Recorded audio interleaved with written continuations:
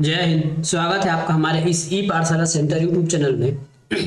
आज हम करने वाले हैं छत्तीसगढ़ का प्राकृतिक विभाजन के संबंध में चर्चा, और यहाँ से आपके बहुत सारे प्रश्न बनने की संभावना रहती है।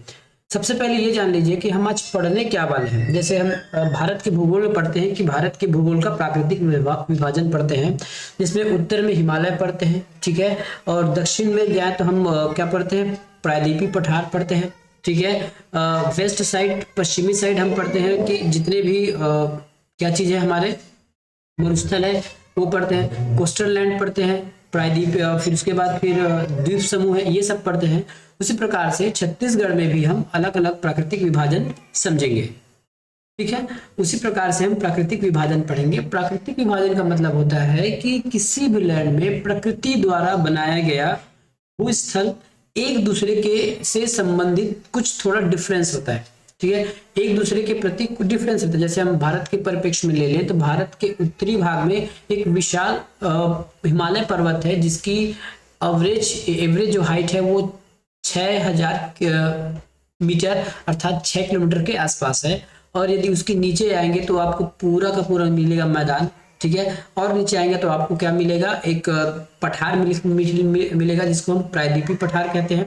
उसी प्रकार आपको द्वीप समूह मिलेगा। तो ये जितने भी हमको स्पेशल चीज दिख रही है ये प्रकृति द्वारा बनाया गया चीज है। सेम उसी कॉन्सेप्ट के आधार पर हम छत्तीसगढ़ में समझेंगे कि हमारे छत्तीसगढ़ के भूभाग किस प्रकार से बने हुए हैं, ठीक है। तो भौतिक बनावट से तात्पर्य चट्टानों की संरचना, उच्चावच का स्वरूप, मिट्टी, ढाल, अपवाह प्रतिरूप, प्राकृतिक धरातली किस प्रकार की होती है, किस प्रकार की इसमें चट्टानें पाएंगी, किस प्रकार के खनिजों पाए जाते हैं, है ना, सपाट है, समतल है कि पाट प्रदेश है। वैसे तो छत्तीसगढ़ में पर्वत बहुत है, उसको हम पर्वत ना करके पहाड़ कहते हैं, है ना, ज्यादा ऊंचा है नहीं है, छोटा मोटा पर्वत है, ज्यादा से ज्यादा आपका 1000 मीटर, है ना, उससे हाइट में छत्तीसगढ़ में कोई भी आपको देखने को नहीं मिलेगा। 1000-1200, उससे ऊपर आपको कोई भी पठार पर्वत की हाइट देखने को आपको नहीं मिलेगी, ठीक है। और एक मैदान भी है, बेसिन भी है।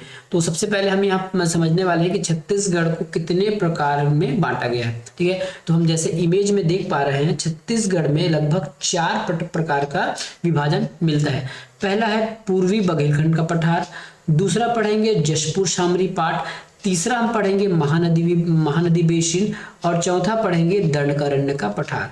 इनको प्राकृतिक विभाजन के नाम से इनका नामकरण किया गया है, ठीक है। प्राकृतिक विभाजन के द्वारा या फिर प्राकृतिक बनावट की वजह से इसको इस प्रकार से बांटा गया है। तो सबसे पहला प्रश्न आपको ये मिलेगा कि कितने प्रकार के प्राकृतिक विभाजन हमारे यहाँ है। आपको नाम दे देगा पूर्वी बघेलखंड, क्या दे देगा, पूर्वी बघेलखंड, ठीक है। क्या मिलेगा आपको, पूर्वी बघेलखंड, ठीक है, ये हमारा पूर्वी बघेलखंड हो गया। दूसरे नंबर पे आपको दिया जाएगा जशपुर, ठीक है, जशपुर शामरी पाट, जशपुर शामरी पाट। तीसरे नंबर पे आपको दिया जाएगा महानदी या फिर महानदी का बेसिन या महानदी बेसिन, दोनों एक ही मतलब है, ये महानदी बेसिन हो गया।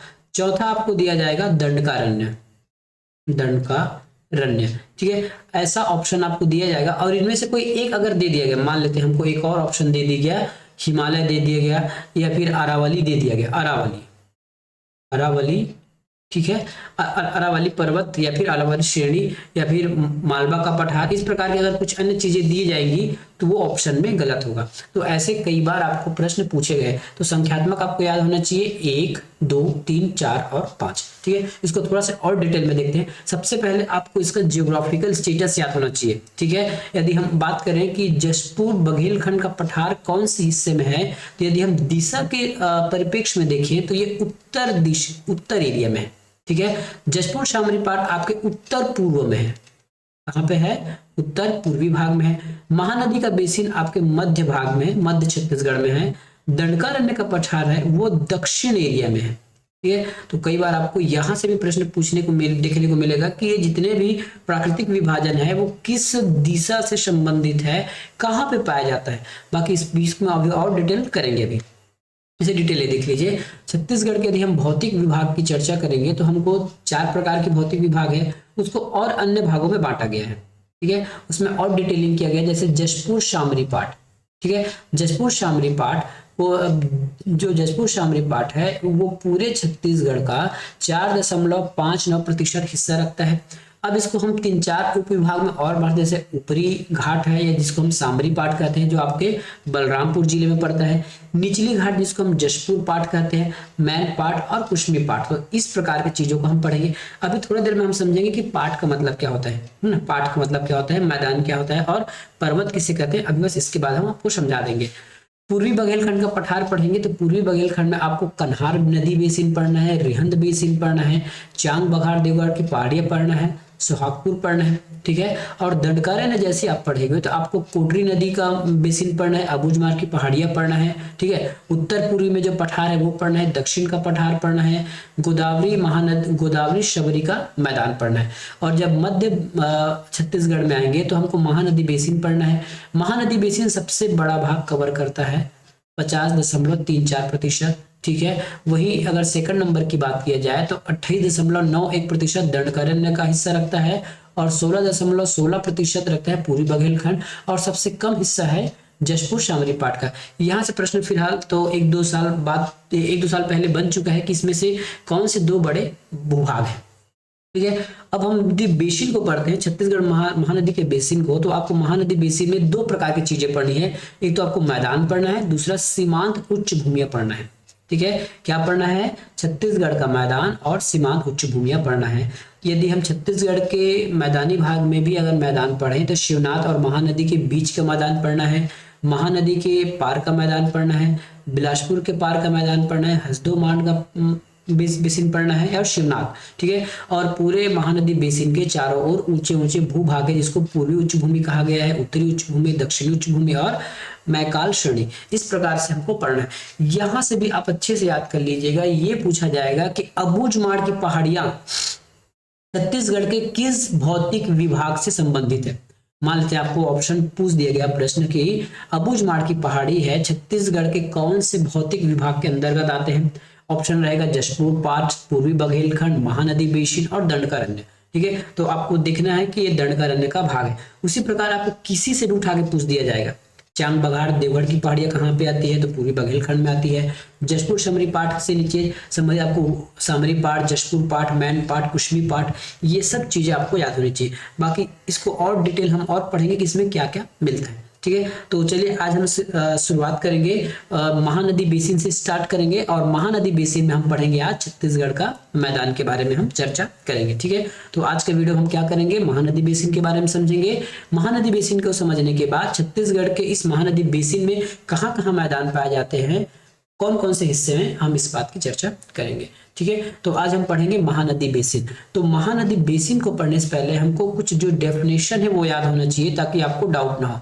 सबसे पहले हम पढ़ेंगे बेसिन किसको कहते हैं, ठीक है। सबसे हम पहले करेंगे कि बेसिन का मतलब क्या होता है। ये बेसिन, ठीक है। बेसिन का मतलब होता है आपके यहाँ बेसिन लगा हुआ हाथ धोने का, या फिर जिस पर आप सुबह सुबह ब्रश करते हो और पानी में हाथ धोते हो, उसको बेसिन कहते हैं। वो कुछ इस प्रकार से रहता है, ठीक है, कुछ इस प्रकार से रहता है। और यहाँ पे एक नल रहेगा, है ना। इस नल को टूटी से घुमाने पर यहाँ पे पानी गिरता है। क्या होता है, जहां वहां पानी, ये बेसिन, बेसिन का मतलब होता है एक कटोरा जैसे जो नीचे पानी एकत्र हो, ठीक है। यहाँ पानी आप कहीं भी गिराए, चाहे नल से गिराए या जैसे भी हाथ धोकर पानी गिराए, आपका सारा पानी यही एकत्रित होता है और यहाँ छेद के माध्यम से नीचे निकल जाता है। तो ऐसी चीजों को हम बेसिन कहते हैं। मतलब ऐसा चीजें जिसमें चारों ओर ऊपर हो, है ना।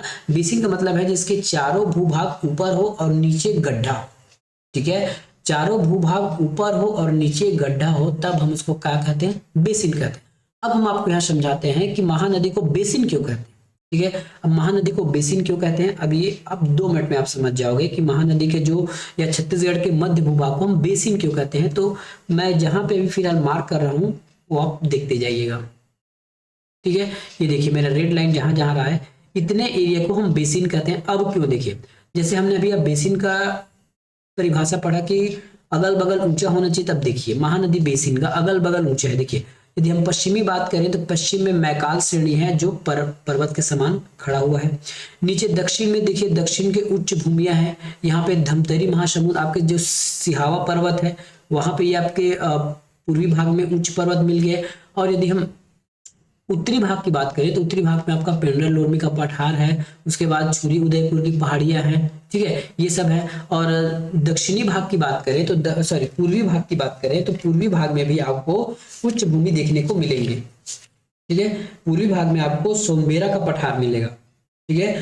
पूर्वी भाग में आपके सोनबेरा का पठार मिलता है यहाँ पे, ठीक है। यहाँ पे और रायगढ़ में भी आप जाओगे तो कुछ पर्वत पठार मिलते हैं। इसका मतलब यह है कि छत्तीसगढ़ के मध्य भाग के चारों ओर आपको पठार मिलेगा, ठीक है। पठार या पर्वत जो ऊंचे चीज मिलेंगे, मतलब ये ऊंचा हो गया। और बीच गड्ढा है, बीच गड्ढा है, इसका आप कैसे पता चलेगा? देखिए यहाँ पर्वत से नदी निकलती है और यहाँ पानी एकत्र करती है, ऊपर से नदियां निकलती है वो भी यही एकत्र होता है। जैसे देखिए यहाँ पे पानी निकल कर यहाँ एकत्र हो रहा था, यहाँ भी एकत्र हो रहा था, ऐसा एकत्र हो रहा था। यदि मैकाल श्रेणी से कुछ नदियां निकलती, देखिए ये आमनेर वगैरह है, सुसुरी, कर्रा, आमनेर, इसका भी पानी मध्य में आ रहा है, ठीक है। और नीचे नीचे जो शिवनाथ है, हाँ शिवनाथ जो हमारे दुर्ग उच्च भूमि के हिसाब से जो पानी निकलता है वो भी मध्य में आके केंद्रित हो रहा है। उसी प्रकार मध्य में सभी पानी केंद्रित हो रहे हैं। इसीलिए छत्तीसगढ़ के मध्य भाग को बेसिन की संज्ञा दी गई है। आप समझ गए होंगे कि बेसिन अब हम इसको क्यों कहते हैं, ठीक है। और नदियों के प्रवाह की दिशा से भी आप इसकी ढाल को बता सकते हैं। सबसे पहले हमने क्या देखा? महानदी के बेसिन के बारे में पढ़ा और समझा। महानदी बेसिन, हम इसको बेसिन क्यों कहते हैं? क्योंकि इसके चारों ओर ऊपर भूभाग है और मध्य में गड्ढा है ये, ठीक है। अब देखते हैं दूसरा डेफिनेशन हम पढ़ेंगे, दोआब। दोआब हम अभी कई बार हम इसमें चर्चा करेंगे कि दोआब होता क्या है। तो मैं सबसे पहले एक नदी बनाता हूं। क्या बनाऊंगा? नदी बनाऊंगा, आप देखते रहिएगा।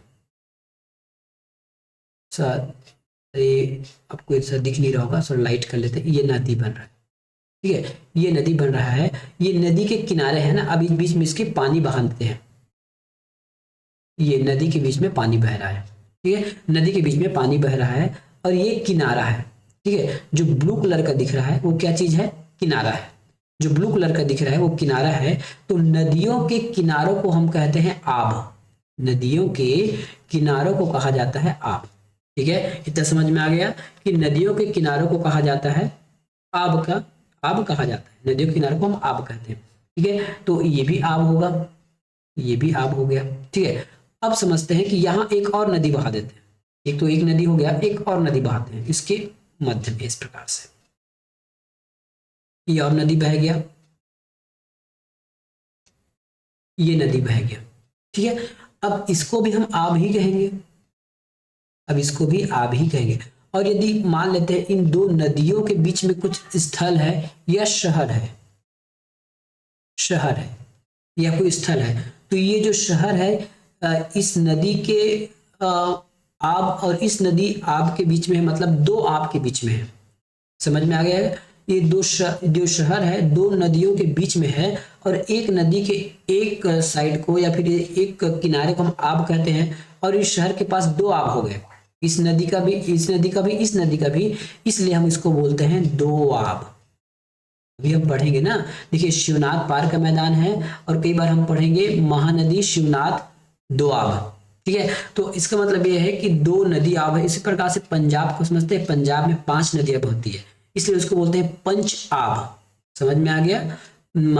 पंजाब में 5 नदियां बहती है, इसलिए उसको बोलते हैं पंच आब। जहां 2 नदियां बहती उसको कहते हैं दो आब। आई थिंक आपको समझ में आया होगा कि मैं आपको क्या समझाने वाला था, ठीक है। तो दोआब और पंचाब आप समझ गए होंगे। अब हम कुछ और समझाते हैं कि मैदान के बारे में चर्चा करेंगे। अभी अब हम जस्ट पढ़ने वाले हैं मैदान के बारे में। तीसरा हम पढ़ेंगे मैदान। मैदान क्या चीज है, ठीक है। तो मैदान, जहां नदियां होंगे वहां मैदान बनेगी।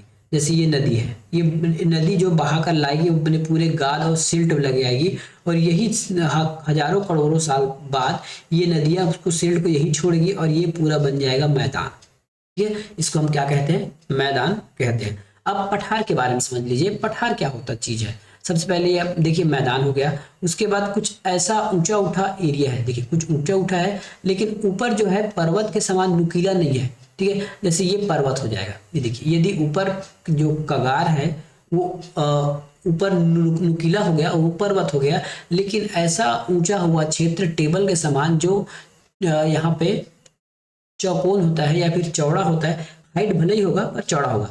अधिकतर ये हमारे 1000 मीटर के अंतर्गत होता है हाइट, ठीक है। 1000 मीटर के अंतर्गत होता है पाट का ऊंचाई, तो हम इसको कहते हैं पाट प्रदेश, ठीक है। क्योंकि ऊपर चौड़ा है, ऊंचा तो है लेकिन ऊपर चौड़ा है, सपाट है, इसलिए हम इसको पाट कहते हैं।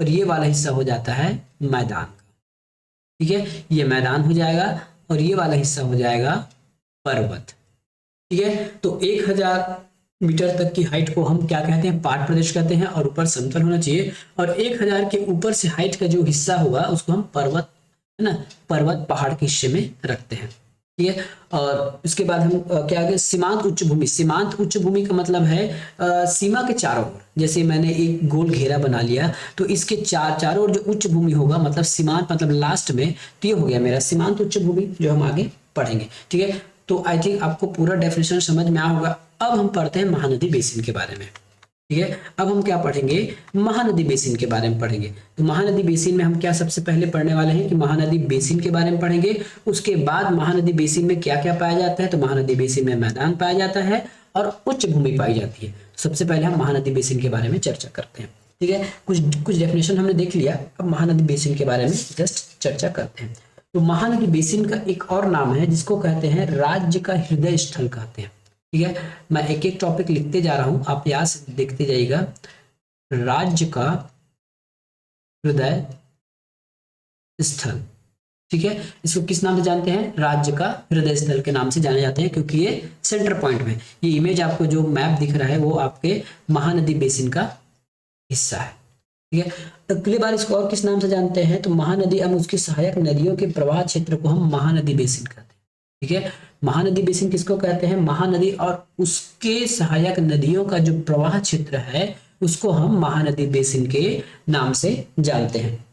इसके अंतर्गत लगभग आपके 15 जिले शामिल हैं, ठीक है। हो सकता है अभी कुछ नए जिले बने होंगे तो आपको नया जिला देखने को मिल सकता है, ठीक है।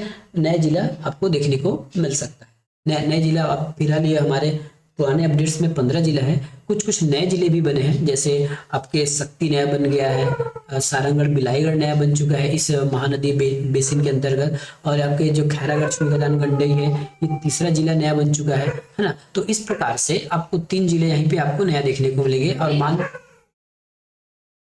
और मानपुर मोहला को छोड़कर अगर देखा जाए तो हमको यहाँ पे कितने जिले मिल रहे हैं, 3 जिले एक्स्ट्रा मिल रहे हैं, तो इसको हम +3 कर लीजिए, ये हो जाएगा 18 जिला, ठीक है। अब 18 जिला आ गया, मतलब इसमें 18 जिले शामिल हैं, क्या शामिल है, 18 जिले इसमें आपको शामिल होंगे। मैं सीधा 18 जिले लिख लेता हूं,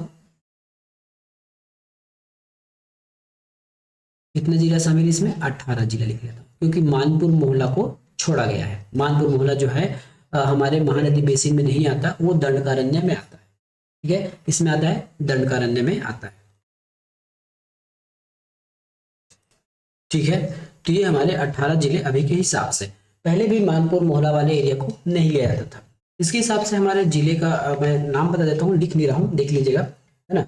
इसमें हो जाएगा आपका राजनांदगांव, खैरागढ़ छुईखदान गंडई, दूध, बेमेतरा, बालोद, रायपुर, बलौदाबाजार, सारंगढ़ बिलाईगढ़, गरियाबंद, धमतरी, महासमुंद, बिलासपुर, मुंगेली, जांजगीर चांपा, शक्ति, कोरबा, रायगढ़ और कबीरधाम। तो इतने 18 जिले जो है जो मैदान महानदी के बेसिन में आएंगे, ठीक है। और इसका विस्तार पूछा जाएगा, ठीक है, कई बार आपका विस्तार से भी प्रश्न आ जाएगा, तो आप हमेशा रेडी रहिएगा। और जितने भी आपको हम बता रहे हैं ये हमारे हिंदी ग्रंथ एकेडमी के अनुसार से बता रहे हैं। 68,064 वर्ग किलोमीटर, ठीक है, कितना, 68,064 वर्ग किलोमीटर की ये क्षेत्रफल को कवर करते हैं। दूसरी बात, प्रतिशत से भी आपको प्रश्न पूछा जाएगा कि महानदी बेसिन का जो है छत्तीसगढ़ में कितने प्रतिशत है, तो 50.33%, या ये कहा जाए कि चारों विभाग में सबसे बड़ा है ये, क्या है, सबसे बड़ा विभाग है, या फिर सबसे बड़ा भौतिक विभाग हो जाएगा, ठीक है। अगला टॉपिक इसमें क्या होगा, जहां से प्रश्न आने की संभावना रहेगी कि महानदी का आपको ढाल पूछा जाता है, ठीक है। तो ढाल निकालने का सबसे अच्छा तरीका है, हम यहाँ पर ढाल लिख लेते हैं। ढाल किस ओर है, तो जहां पानी बहती है उसको ढाल कहते हैं, है ना, जहां अधिकतर पानी बहे उसको हम ढाल कहते हैं।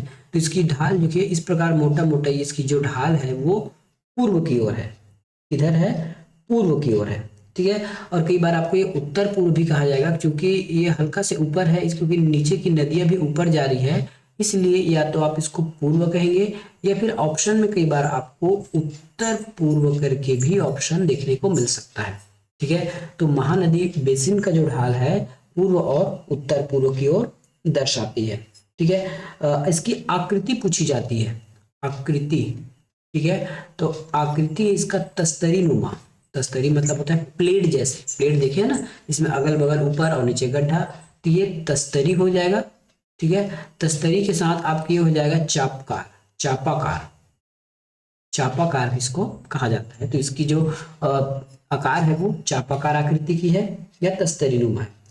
छत्तीसगढ़ के मध्य क्षेत्र में समुद्र तल की ऊंचाई, मध्य क्षेत्र मतलब ये वाला, ये सेंटर वाला एरिया है ना, ये सेंटर जो एरिया है ये समुद्र तल से 300 मीटर से भी कम है, 300 मीटर से कम है, ठीक है। इसका 300 मीटर से कम है।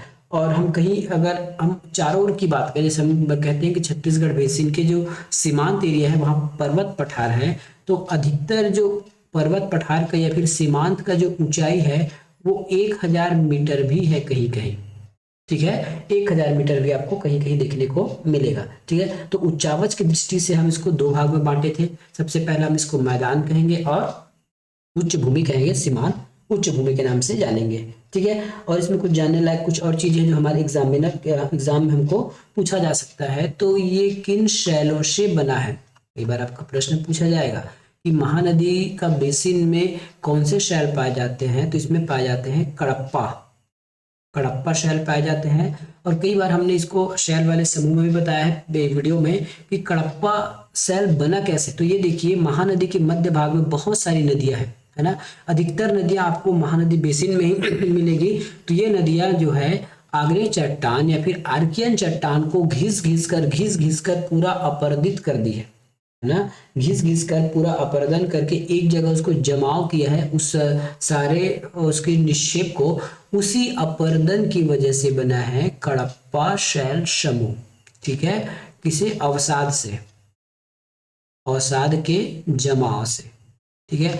तो यहाँ पे आपको दो चीज क्लियर हो गया। सबसे पहले बात, यहाँ कडप्पा शैल समूह मिलने का कारण ये है कि यहाँ अधिक नदियां हैं, नदियां अधिक तोड़फोड़ मचाती है मध्य भाग में, ठीक है। और धीरे धीरे लाखों करोड़ों साल वर्ष तक उसको घिसती गई और घिसने के बाद कहीं जाके अवसाद के रूप में जमा हुआ, और वही ताप दाप की वजह से हमको यहाँ कडप्पा शैल समूह के रूप में देखने को मिलता है, ठीक है। तो हमने ये भी जान लिया कि कडप्पा शैल समूह का यहाँ पे किस प्रकार से क्या हुआ है, जमाव हुआ है, ठीक है। ठीक है, अब यहाँ हम एक और चीज देख सकते हैं कि इसका जो सबसे बड़ा हिस्सा जो है वो बदरगढ़ है, बदरगढ़ जो आपके मैकाल वाले रेंज में मिलेंगे, ठीक है। बदरगढ़ की जो ऊंचाई है वो 1171 के आसपास है। साथ में आपको यदि अपवाह तंत्र की बात किया जाए तो यहाँ पे महानदी अपवाह तंत्र मिलती है, महानदी अपवाह तंत्र, ठीक है, महानदी अपवाह तंत्र मिलती है। और इस कडप्पा चट्टान में क्या क्या आपको क्या मिलेंगी, खनिज मिल सकती है। तो आपको यहाँ मिलेगा चूना या फिर डोलोमाइट, ठीक है, चूना या डोलोमाइट। ये हमने पूरे महानदी बेसिन के बारे में चर्चा किया।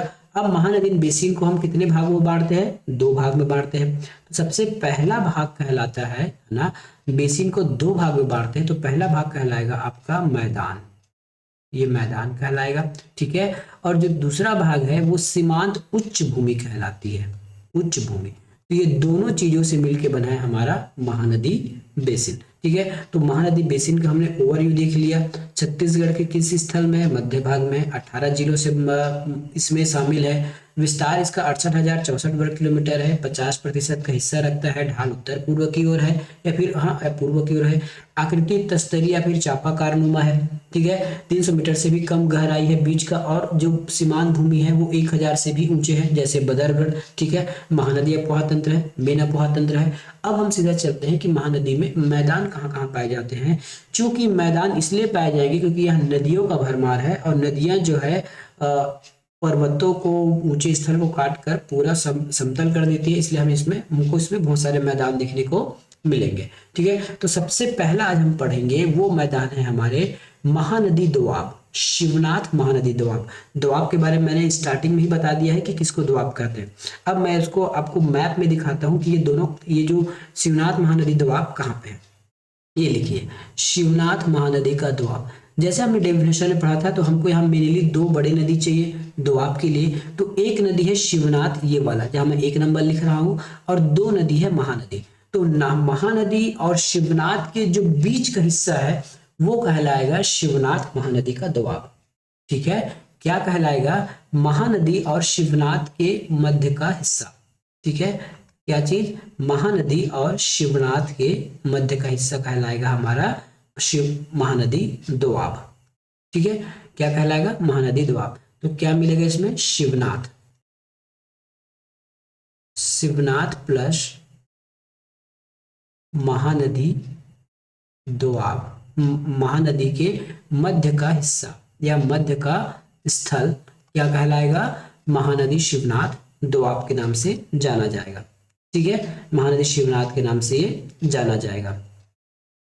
ठीक है, अब कुछ पॉइंट हम यहाँ भी देख लेते हैं। कुछ पॉइंट ये होगा कि शिवनाथ महानदी घाटी के बेसिन का ये दक्षिण भाग है। ठीक है, यदि हम ओवरऑल पूरे महानदी बेसिन की बात करें, ठीक है, ये देखिए ओवरऑल पूरे ऊपर से लेके ये नीचे तक ये महानदी दोआब है। लेकिन इस पूरे महानदी दोआब का दक्षिणी हिस्सा, मूलतः दक्षिणी हिस्सा, मोटा मोटा सा जो दक्षिणी हिस्सा है, ठीक है, क्योंकि ये तो उच्च भूमि हो गया, तो ये महानदी बेसिन का जो दक्षिणी भाग है वो कहलाता है शिवनाथ महानदी दोआब। तो शिवनाथ महानदी दोआब कौन से दिशा में है?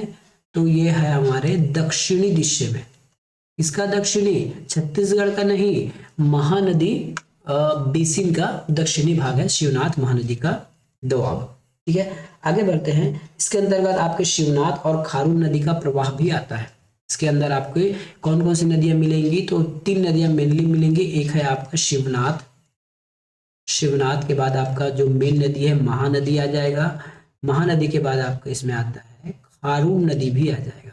तो महानदी, शिवनाथ और खारून नदी के जितने भी हिस्से हैं, जितने भी भूभाग हैं, जितने भी अपवाद क्षेत्र हैं, वो सब इसी में आ जाएंगे। ठीक है, वो सब इसी में आ जाएंगे। अब ये समुद्र तल से आपको ऊंचाई भी पूछ सकता है कई बार। ठीक है, शिवनाथ महानदी का जवाब है आपको समुद्र तल से ऊंचाई पूछेगा, तो ये है 200 से 300 मीटर की ऊंचाई है। ठीक है, 200 से 300 मीटर की ऊंचाई है। यहाँ सेम है क्योंकि महानदी बेसिन का हिस्सा है, इसलिए यहाँ भी कडप्पा शैल समूह पाए जाएंगे। क्या पाए जाएंगे? कडप्पा शैल समूह पाए जाएंगे, जिसमें आपके चूना और डोलोमाइट, क्या चीज? चूना और डोलोमाइट प्रकार के आपको खनिज देखने को यहाँ पे मिलेंगे। ठीक है, अब कई बार इस शिवनाथ महानदी दोआब का या शिवनाथ महानदी दोआब का आपको ढाल भी पूछा जाएगा। ठीक है, क्या पूछा जाएगा? ढाल पूछ सकता है। तो ढाल आप कैसे निकालोगे? देखिए, ये महानदी दोआब है, इसका जो शिवनाथ है ऊपर की ओर बह रहा है, खारून भी लगभग ऊपर की ओर बहता है और महानदी भी ऊपर की ओर बह रहा है, इसलिए इसको हम कहेंगे दक्षिण से उत्तर की ओर। कहाँ पे? दक्षिण से उत्तर की ओर। दक्षिण से उत्तर की ओर शिवनाथ महानदी दोआब का क्या है? प्रभाव क्षेत्र है। अगला पाठ हम पढ़ेंगे शिवनाथ पार का मैदान। अब इसी इमेज में देखिए, ये आपके शिवनाथ नदी है और शिवनाथ के पार ये वाला देखिए, शिवनाथ पार के जितने भी हिस्सा है वो शिवनाथ पार का मैदान कहलाएगा। ठीक है, शिवनाथ पार का मैदान कहलाएगा। और यदि पूरे महानदी बेसिन में देखा जाए तो ये किस दिशा में है? तो इसका दिशा यदि आपको पूछा जाए तो ये शिवनाथ महानदी के पश्चिम दिशा में है, साथ ही छत्तीसगढ़ के भी ये पश्चिम दिशा में अवस्थित है। ठीक है, पश्चिम दिशा में स्थित है। अगला देखते हैं, जहां आपके मैकाल पर्वत है, ना जी, यहाँ पे जो शिवनाथ महानदी के प्रवाह में ये मैकाल पर्वत से कुछ नदियां निकलती है। यहाँ देखिए, मैकाल पर्वत से कुछ नदियां निकलती हैं। ये आपको देखिए, ये कौन से बुक में लिखा है? आपके ऑथेंटिक बुक में लिखा है कि मैकाल पर्वत की श्रेणी से, है ना, प्रवाहित होने वाली नदियां हैं। तो आमनेर नदियां है, अमनेर, जिसको अमनेर लिखा गया है, अमरेर लिखा है लेकिन अमनेर होगा, ये अमनेर नदी है। अमनेर नदी के बाद है आपका सुरही नदी, ठीक है। सुरही नदी के बाद आपको यहाँ मिलेगा कर्रा नदी, ठीक है। कर्रा के बाद हाफ नदी, ठीक है, हाफ नदी। तो शिवनाथ पार्क के मैदान में आपको इतने सारे नदियों को देखने को मिलेगा। क्योंकि यह नदियां हैं इसलिए हम शिवनाथ पार्क का मैदान इसको कहते हैं। ठीक है। चट्टान की बात करें या फिर शैल की बात करें तो वापस इसमें आपको मिलेगा कडप्पा चट्टानें। ठीक है। क्या चट्टानें मिलेंगी? कडप्पा चट्टानें हैं। साथ में क्योंकि ये मैकालो रेंज में है इसलिए ये वृष्टि छाया प्रदेश भी बनाती है, वृष्टि छाया प्रदेश बनाती है। अब वृष्टि छाया का मतलब, वृष्टि का मतलब होता है वर्षा, छाया का मतलब होता है जहाँ पे वर्षा ना हो। वृष्टि छाया का मतलब ये देखिए इस प्रकार से यदि मैंने पर्वत बना लिया, ठीक है, और यहाँ से यदि कोई ठंडी हवा आ रही है तो ठंडी हवा ऊपर उठती है और ठंडी होकर यही बरसात करती है। क्योंकि पर्वत के इस ओर बरसात नहीं होगी क्योंकि हवा यहीं पे रुक चुकी है, तो इस वाले क्षेत्र को कहेंगे वृष्टि छाया प्रदेश। सेम जस्ट लाइक देखिए ये मैकाल श्रेणी है और यहाँ से कुछ ऐसी हवाएं आती है ठंडी हवा बरसात के लिए। तो मैकाल श्रेणी बहुत ऊंचा है इसलिए छत्तीसगढ़ के इस ओर, है ना, इस ओर हमारा वर्षा नहीं हो पाता, इसलिए इसको हम क्या कहते हैं? वृष्टि छाया प्रदेश के नाम से जानते हैं। अगला हम इसमें देखेंगे तो इसकी चट्टानें भी कडप्पा होंगी। दूसरी बात, समुद्र तल से इसकी ऊंचाई होगी, समुद्र तल से ऊंचाई होगी 300 मीटर। ठीक है, 300 मीटर है। भाटा भूमि आती है इसमें, ठीक है, क्योंकि वर्षा कम होती है भाटा भूमि आती है। भाटा भूमि की वजह से यहाँ पे पीली मिट्टी भी आपको देखने को मिलती है। क्या है यहाँ पे? भाटा भूमि है। क्यों? क्योंकि वृष्टि छाया प्रदेश है। पीली मिट्टी मिलेगी आपको यहाँ पे, पीली मिट्टी। पीली मिट्टी के बाद आपको मटासी या डोरसा मिट्टी कहते हैं, ठीक है, जिस पीली पीली मिट्टी के बाद आपके डोरसा या फिर मटासी माटी होते हैं, ठीक है। और यहाँ जितने भी कछार है, जैसे नदियां निकलती है तो नदियों के कछार में जो सिल्ट जमे हुए हैं, गाद जमे हुए हैं, उसको हम कहते हैं कछार। क्या कहते हैं? कछार के नाम से जानते हैं। तो आपको शिवनाथ पार्क के मैदान में इतना ही पढ़ना है। यदि आपको कुछ जिला पूछ दिया जाए तो आपको इसमें राजनांदगांव डालना है, राजनांदगांव, कवर्धा, है ना, कुछ हिस्सा आपका बेमेतरा भी आएगा, दुर्ग भी आएगा, तो ये शिवनाथ पार्क के मैदान में के हिस्से में आएगा। अगला हम देखते हैं बिलासपुर का मैदान। ठीक है, हो सकता है आज वीडियो लंबा बन जाए लेकिन इस पूरे चैप्टर को खत्म करके ही छोड़ेंगे आज। ठीक है, कम से कम महानदी मैदान को कंप्लीट करेंगे, उच्च भूमि को हम अगले वीडियो में देखेंगे। ठीक है, अब बिलासपुर का मैदान कहाँ होगा ये देख लीजिए, आपको मैप में दिख रहा होगा, ये है बिलासपुर का मैदान।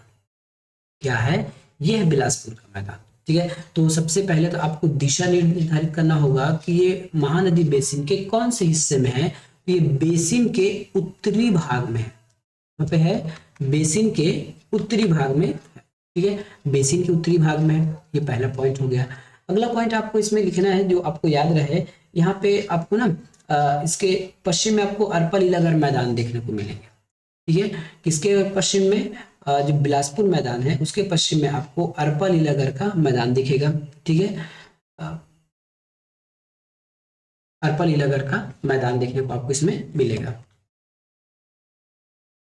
ठीक है, अब इसी प्रकार हम इसके चारों ओर देख लेते हैं। जैसे ये बिलासपुर का मैदान है, ये बिलासपुर का मैदान हम मान लेते हैं, है ना, तो इसके चारों ओर क्या क्या चीज है इसको हम देख लेते हैं। तो इसके जो पश्चिमी भाग है इसमें अरपा लीलागढ़ का मैदान है, ये अरपा लीलागढ़ का मैदान। ठीक है, अरपा लीलागढ़ का मैदान है। ठीक है, अरपा लीलागढ़ का मैदान है। यदि इसके हम क्या देखें, पूर्व दिशा में देखिए तो हसदो मांड है। पूर्व में क्या है? हसदो मांड है। पूर्व यहाँ पे होगा हसदो मांड, यहाँ आपके हसदो मांड का मैदान मिलेगा।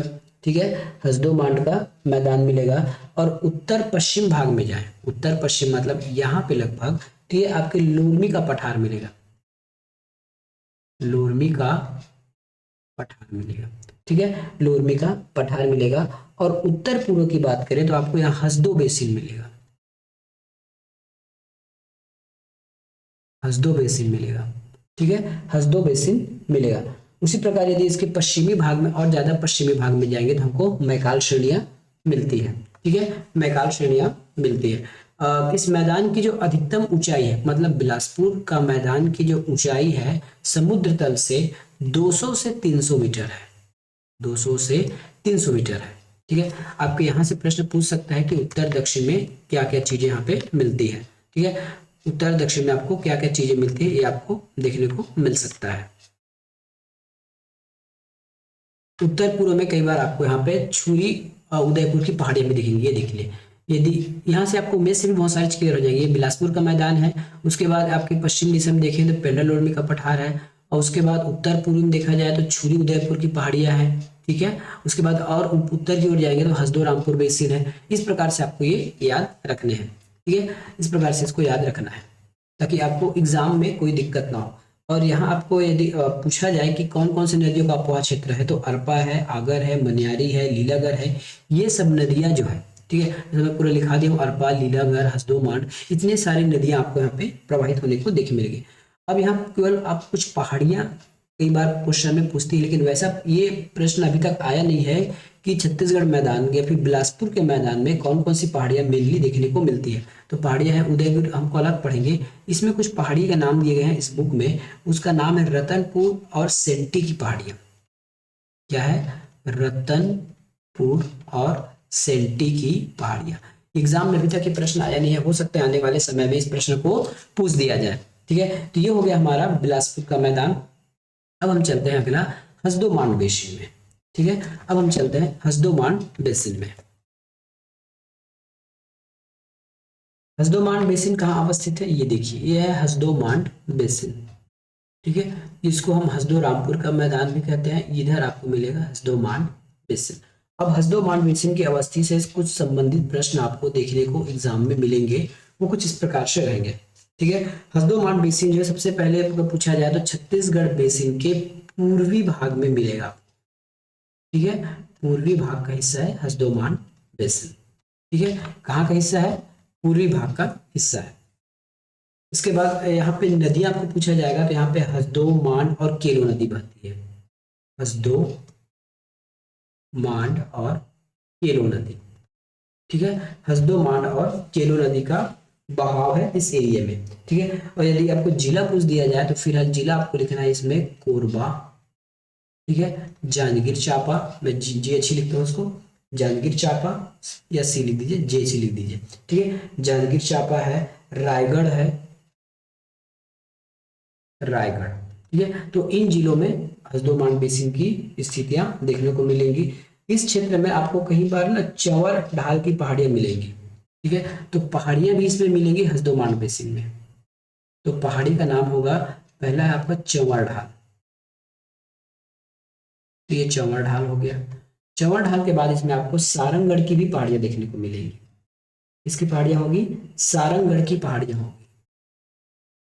ये हो गया इसका सारंगगढ़ की पहाड़ियां। तीसरा देखिए, इसी चंवर ढाल की पहाड़ी को वहां कुम्हार पहाड़ के नाम से जाना जाता है। कभी प्रश्न अगर आ गया तो याद रखिएगा, कुम्हार पहाड़, ठीक है, कुम्हार पहाड़ के नाम से जाना जाता है, ठीक है, कुम्हार पहाड़ के नाम से जाना जाता है। और इन्हीं चंवर ढाल में आपके सिंघनपुर की गुफाएं हैं। कहाँ, क्या चीज है यहाँ पे? सिंघनपुर की गुफाएं, ठीक है। इसी चंवर ढाल में आपको सिंघनपुर की गुफाएं देखने को मिलेंगी। और समुद्र सतह से यदि ऊंचाई की बात किया जाए, ठीक है, तो 230 मीटर, मोटा मोटा अगर कहा जाए तो 200 से 300 मीटर की ऊंचाई आप करेगा। एग्जाम में हमेशा आपको इतना ही देगा, 200 से 300, इसके आगे पीछे जैसे अगर देगा 100, 50, 300, 400, 500, 350, तो आपके ऑप्शन में वो नहीं रहेगा। 200 से 300 मीटर की ऊंचाई अगर दिया जाएगा तो आपके ऑप्शन में सही होना चाहिए, ठीक है। अब हम लास्ट आज देखेंगे महानदी पार का सकरा मैदान। अब पहले सबसे पहले इसको देख लीजिए कि है क्या। ये महानदी है। अब ये महानदी पार का ये सकरा मैदान है, देखिए छोटा सा, इसमें आपके धमतरी वगैरह एरिया आते हैं, ठीक है। कि इसमें क्या क्या आएंगे? आपके धमतरी आएंगे। महानदी पार का क्षेत्र महानदी के पूर्व में स्थित एक सकरी पेटी है। क्या चीज है? ये पूर्व में स्थित एक सकरी पेटी है। एक सकरी मतलब होता है एक पतली सी पेटी, मतलब ज्यादा यहाँ पे फैलाव नहीं है, ठीक है, पतली सी एक पेटी है। पूर्व में इसका रायपुर है, रायपुर उच्च भूमि, और इसके पश्चिम में महानदी दोआब है, ठीक है। तो ये जो सकरी पेटी है, ये देखिए, ये जो सकरी पेटी होगी, इसके पूर्व में क्या चीज है? तो पूर्व दिशा में आपको पड़ेगा इसमें रायपुर की उच्च भूमियां पड़ेंगी, ठीक है। पूर्व में क्या पड़ेगा? रायपुर की उच्च भूमियां, रायपुर उच्च भूमि, ठीक है, रायपुर उच्च भूमि पड़ेगा, ठीक है। और पश्चिम में पड़ेगा शिवनाथ महानदी का दोआब। मैं लिख देता हूँ, शिवनाथ महानदी का दोआब पड़ेगा पश्चिम दिशा में। कई बार इससे प्रश्न वैसे ज़्यादा डिटेल पूछा नहीं जाएगा, लेकिन कभी कभी आपको प्रश्न पूछने की संभावनाएं रहती है। इसके अंतर्गत आपके धमतरी हो गए, बलौदा बाजार में कुछ हिस्सा आ जाएगा, शिवनाथ महानदी पार्क के मैदान में, शकरा मैदान में। ठीक है, तो ये था आज का हमारा वीडियो जिसमें हमने पूरे महानदी बेसिन को समझा, महानदी बेसिन में कितने सारे मैदान ये पढ़ा।